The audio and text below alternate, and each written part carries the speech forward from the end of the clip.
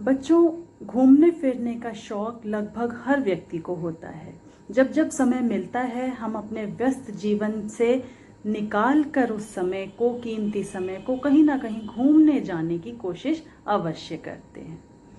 और जब हम किसी यात्रा पर जाते हैं और उसका विवरण प्रस्तुत करते हैं, उसकी व्याख्या करते हैं, उसका वर्णन करते हैं, तो वह विवरण, वह वर्णन यात्रा वृत्तांत कहलाता है।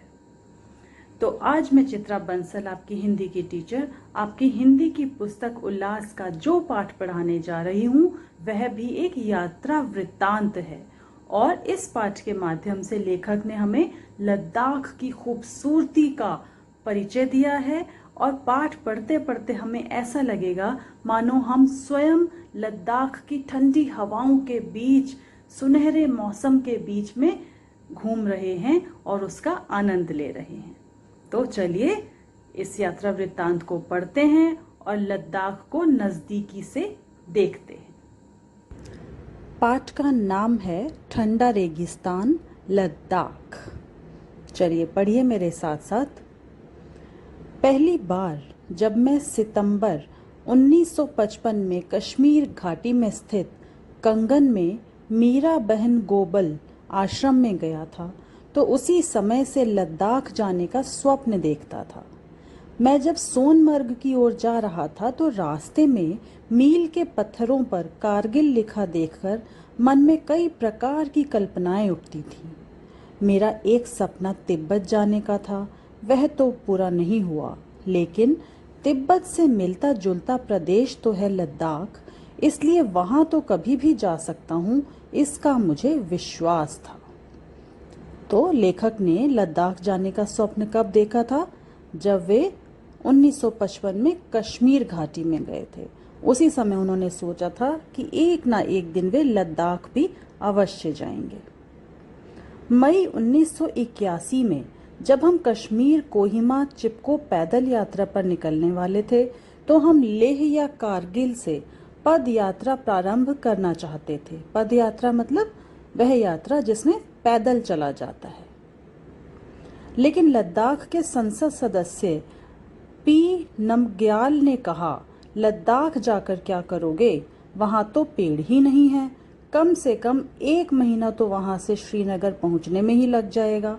फिर छोटी छोटी बस्ती वाले गांव हैं, लेकिन वे भी बहुत दूर दूर। तो जिस उद्देश्य से ये लोग पद यात्रा पर जा रहे थे, चिपको आंदोलन, तो उसके लिए ऐसी जगह पर जाना था जहां वृक्ष होते। तो उस समय वहां के जो संसद सदस्य थे उन्होंने कहा कि लद्दाख जाकर क्या करेंगे, वहां तो पेड़ ही नहीं है। हमें यात्रा श्रीनगर से ही प्रारंभ करनी पड़ी। यात्रा का पहला चरण चंबा, हिमाचल प्रदेश में पूरा हुआ और वहां से मैं लद्दाख के लिए लाहौन स्थित क्षेत्र में बस से चला गया। रोहतांग दर्रा पार करते ही एक नई दुनिया के दर्शन हुए, जिसमें नदी और पहाड़ तो थे लेकिन पेड़ नहीं। पिछले सितंबर में जब मैं मनाली गया तो किसी ने बताया कि केलांग से लेह तक बस सेवा प्रारंभ होने वाली है। इसमें देरी थी, इसलिए 20 सितंबर को श्रीनगर से लेह की ओर जीप से निकल पड़ा। 434 किलोमीटर लंबी इस सड़क का रख रखाव सीमा सड़क संगठन करता है। सप्ताह में सोमवार के दिन यह सड़क मरम्मत के लिए बंद रहती है। बलतल से, जहां पर यातायात नियंत्रण होता है, हमें आगे बढ़ने की विशेष अनुमति मिल गई। रास्ते में कंगन से आगे नदी के उस पार, जहां पहले सघन वन थे, सघन मतलब घने जंगल थे, अब उनकी छटनी हो गई है, मतलब जंगलों को थोड़ा कम कर दिया गया है, छांट दिया गया है। इस बीच में एक और घुमंतू गुज्जरों के बीच खेती के लिए जमीन का वितरण था। ये जमीनें प्राय तीखे ढालों पर हैं, जिस पर वे मक्की उगा रहे हैं और भूख शरण अर्थात भूमि के कटाव की गति को तीव्र कर रहे हैं, बढ़ा रहे हैं। सोनमर्ग का लंबा चौड़ा घास का मैदान अब लेह की ओर सामान लेकर जाने वाले सैकड़ों ट्रकों का विश्राम स्थल था। पहले यहाँ घोड़े चढ़ते थे। पर्यटकों को थाजी बाज की ओर ले जाते हुए इक्के दुक्के घोड़े अब भी देखे जा सकते हैं। सोनमर्ग से आगे बलतल की पड़ताल चौकी है। यहीं से छोटी सिंधु को पार कर एक रास्ता अमरनाथ की गुफा को जाता है। यह पहलगांव वाले परंपरागत रास्ते से कुछ छोटा लेकिन कठिन है। बलतल में घाटी समाप्त हो गई और हमारा रास्ता ऊपर जोजिला दर्रे की ओर बढ़ने लगा। 3450 मीटर की ऊंचाई पर स्थित जोजिला दर्रा लद्दाख को कश्मीर से जोड़ता है। ऊंचे पहाड़ों के बीच गहरी जगहों को ढूंढकर पर्वतीय लोगों ने रास्ते बना दिए। इन रास्तों को ला कहते हैं। दर्रे के लिए ला शब्द का उपयोग कश्मीर से लेकर ठेठ अरुणाचल प्रदेश तक होता है। वहां भी हमने कश्मीर कोहिमा चिपको पदयात्रा के दौरान ला को पार किया था। तो ला किसे कहा जाता है कि ऊंचे पहाड़ों के बीच जहां वहां के स्थानीय लोगों ने ढूंढ ढूंढ कर रास्ते बना लिए पर्वतों के बीच में से, उस स्थान को, उन रास्तों को ला के नाम से जाना जाता है। जोजिला मई से अक्टूबर तक ही खुला रहता है।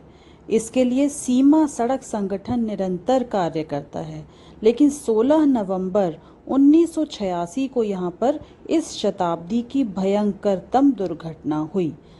मतलब सबसे अधिक भयंकर दुर्घटना वहां पर घटी, जिसमें सैकड़ों लोग बर्फ के तूफान के नीचे दब गए। लेह की ओर से आने वाले ट्रकों का काफिला आगे बढ़ा ही था कि यकायक मतलब अचानक हिमपात होने लगा। हिमपात कहते हैं जब बड़ा अव्यवस्थित ढंग से बर्फ गिरती है, उसे हिमपात कहा जाता है, जो कि बहुत भयंकर दुर्घटनाओं का भी रूप ले लेती है। वे जानते थे कि बर्फ से पहले दर्रा पार नहीं किया गया तो 6 महीनों तक यहीं फंसे रहेंगे। रास्ते की सफाई के लिए लोग इंतजार कर ही रहे थे कि ऊपर से बर्फ का रेड़ा आया और सबके सब वहीं दब गए। अब भी टूटे हुए ट्रकों के अवशेष नाले में पड़े हुए हैं।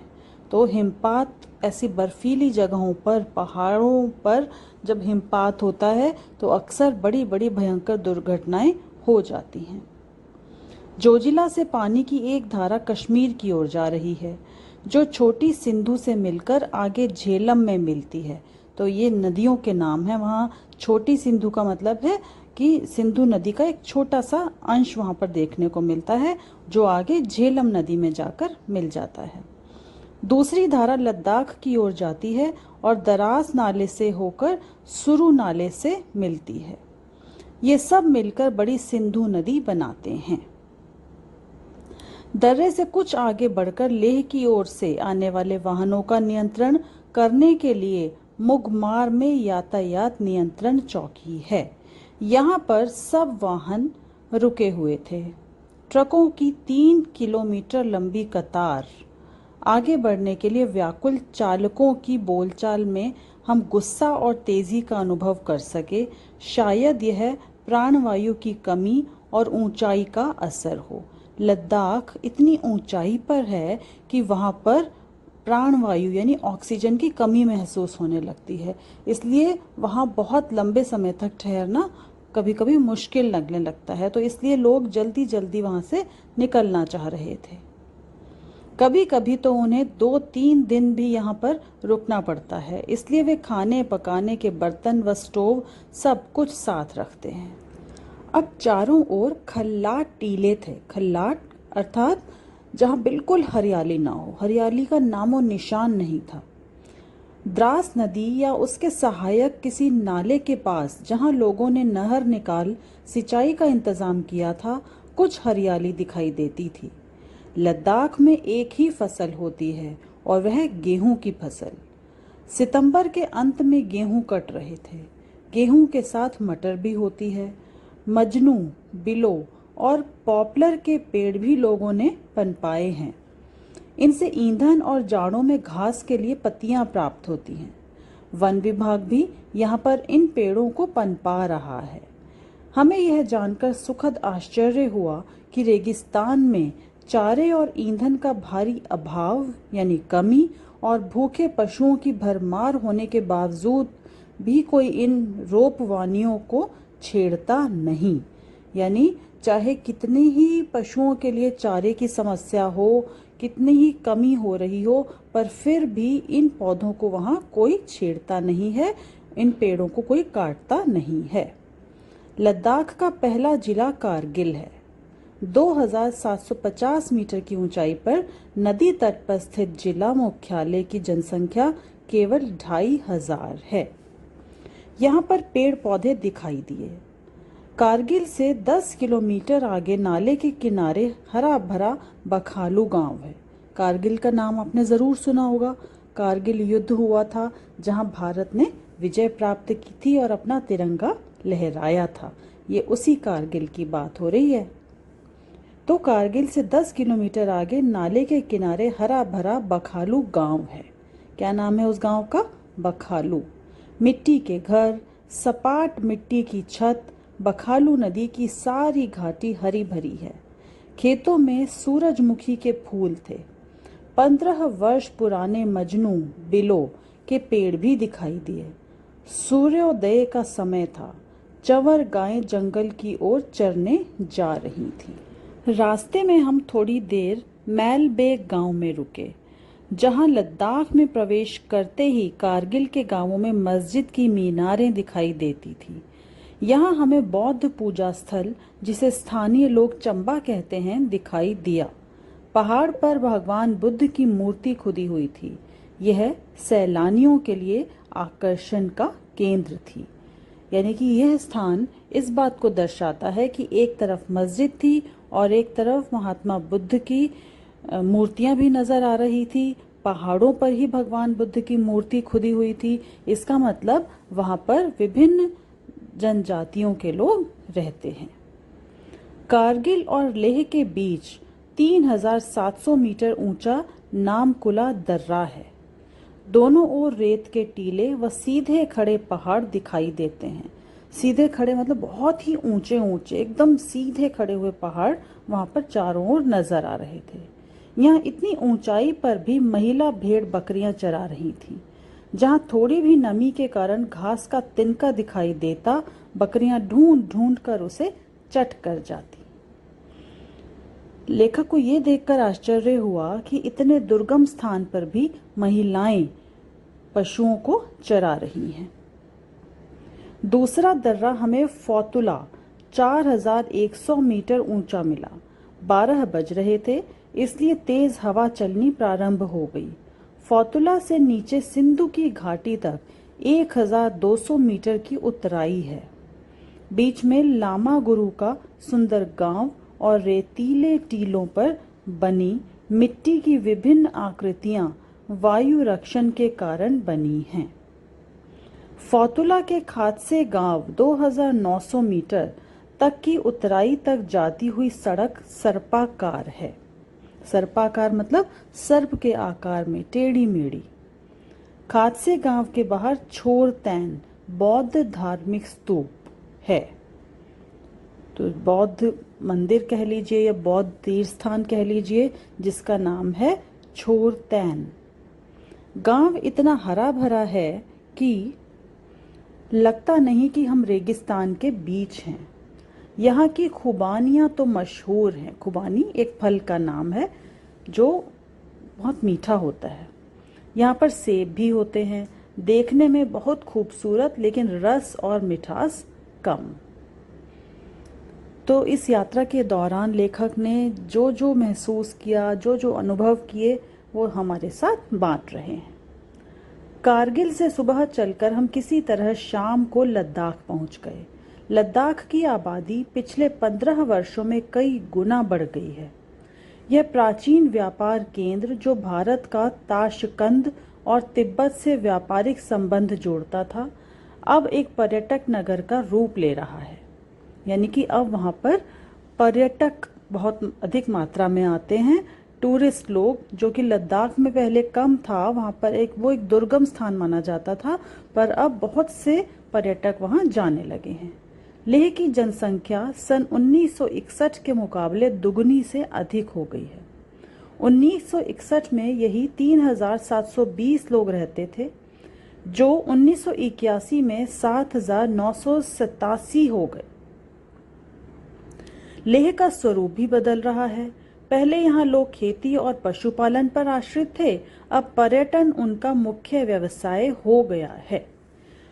तो जिस स्थान पर पर्यटन बढ़ जाए, लोगों का, टूरिस्ट का आना जाना बढ़ जाए, फिर वहाँ पर बहुत से उद्योग शुरू हो जाते हैं, वहाँ होटल्स खुल जाते हैं और नई से नई तकनीक आ जाती है, बहुत सी सुविधाओं को वहाँ पर स्थापित करना पड़ता है।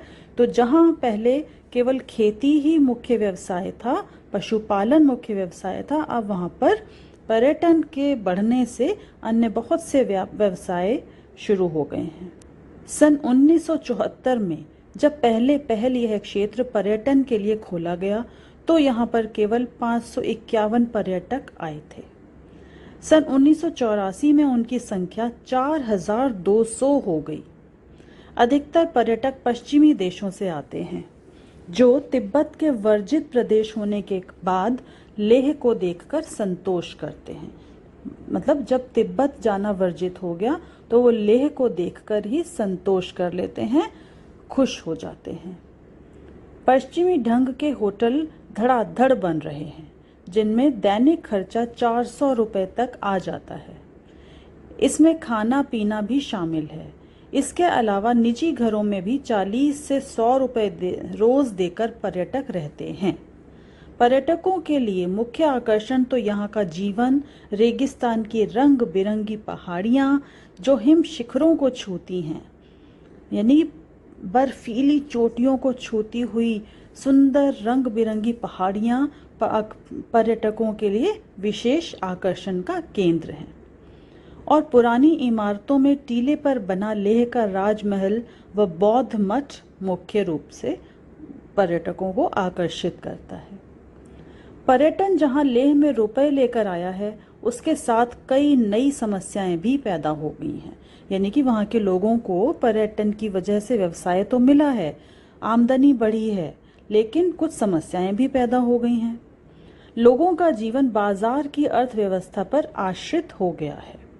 प्राय सभी चीजें बाहर से आने लगी हैं। पहले गेहूं व जौ पैदा करते थे और लोगों की मुख्य खुराक सत्तू और मक्खन मिली नमकीन चाय होती थी, जो इस ठंडे प्रदेश में शरीर को गर्म रखने के लिए आवश्यक है।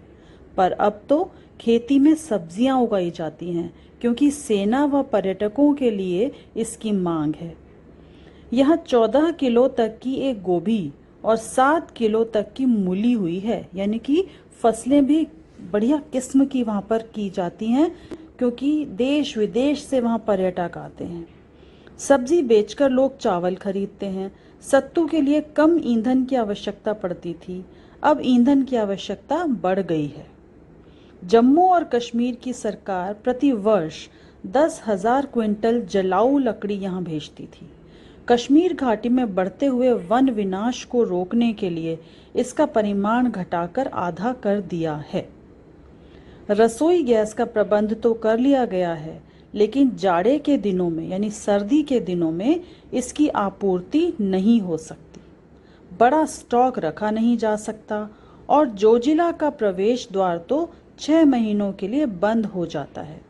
गोबर के उपले भी अब जलाने को नहीं मिलते, क्योंकि गेहूं जौ की खेती समाप्त होने के साथ साथ चारे का भी अभाव हो गया है। चाय सत्तू के लिए मक्खन बाहर से मांगना पड़ता है। प्रति वर्ष 1 करोड़ रुपए के मक्खन की लद्दाख में और मुख्यतः लेह में खपत होती है। यानी कि लेखक ने बताया कि जो चीज़ें पहले वहाँ पर आसानी से उपलब्ध हो जाया करती थी, बल्कि वहीं पर बनती थी, वहीं पर उनका निर्माण होता था, अब बहुत सी ऐसी चीज़ों को बाहर से मंगवाना पड़ता है, उनकी कीमत चुकाकर, जिनकी आपूर्ति कभी कभी कम भी हो जाती है। तो इस प्रकार से जहाँ पर्यटन बढ़ने से वहाँ पर आमदनी बढ़ी, लोगों को नए नए व्यवसाय मिले, रोजगार मिले, पर वहीं साथ साथ बहुत सी दैनिक जीवन में समस्याएं भी लोगों को झेलनी पड़ रही हैं। लद्दाख की ऊर्जा की समस्या को हल करने की दिशा में एक प्रयोग लद्दाख परिस्थितिकी केंद्र द्वारा किया जा रहा है।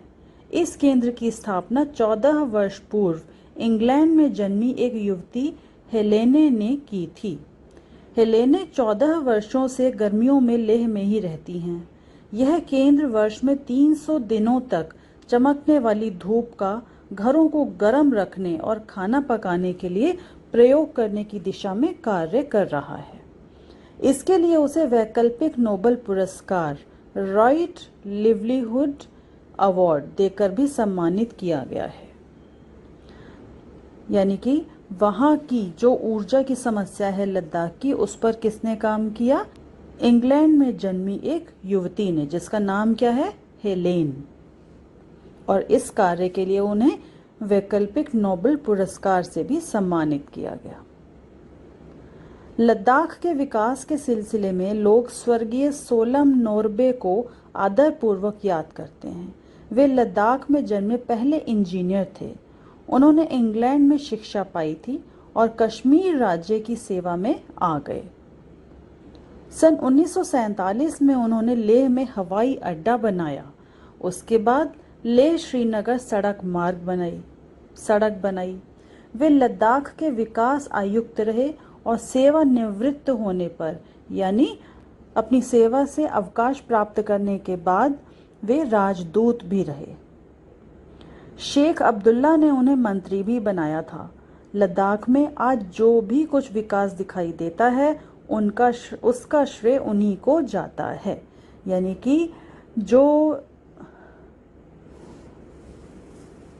कि स्वर्गीय सोलम नोरबे, जो कि लद्दाख के पहले इंजीनियर थे, उन्होंने लद्दाख के विकास के लिए बहुत कुछ काम किया। यानी आज जो भी कुछ विकास वहां नजर आता है उसका श्रेय, लेखक कह रहे हैं, उन्हीं को जाता है। मुझे इस यात्रा के दौरान एक ऐसी विभूति मिली जिन्होंने 20 वर्षों में 17 लाख वृक्ष इस ठंडे रेगिस्तान में लगाए। सोचिए, जिस क्षेत्र को रेगिस्तान कहा जा रहा है, वहाँ जलवायु इतनी प्रतिकूल है वृक्षों के लिए, हरियाली के लिए, पर फिर भी वहाँ पर एक ऐसी विभूति हैं जिन्होंने 20 वर्षों में 17 लाख वृक्ष वहाँ पर लगाए। इनमें से 77% जीवित हैं। ये है 57 वर्षीय नवांग सांगे।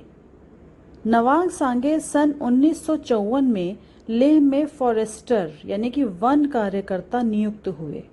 उसके बाद वे फॉरेस्ट रेंजर हुए। अपने सेवा काल में उन्होंने जांस्कर, नुब्रा, चांगथांग सर्वत्र पेड़ लगाए।